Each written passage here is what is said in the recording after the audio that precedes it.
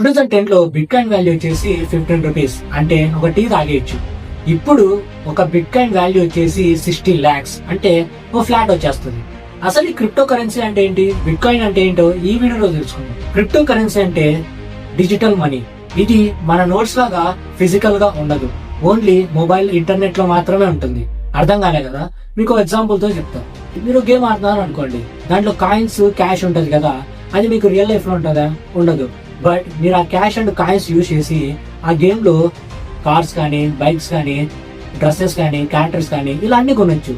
Same crypto currency కూడా అంతే. అది రియల్ లైఫ్ లో ఫిజికల్ గా ఉండదు, కానీ మనం దాన్ని యూజ్ చేసి ఏమన్నా కొనొచ్చు. మీకు డౌట్ రావచ్చు, బిట్ కాయిన్ అనేది ఫిజికల్ గా లేకపోతే షాప్ లోకి మేము ఎలా వెళ్ళి కొనాలి అని. ఎగ్జాంపుల్ కి మీ దగ్గర గోల్డ్ రింగ్ ఉంది, మీకు అర్జెంట్ గా ఒక పెన్ అవసరం పడింది.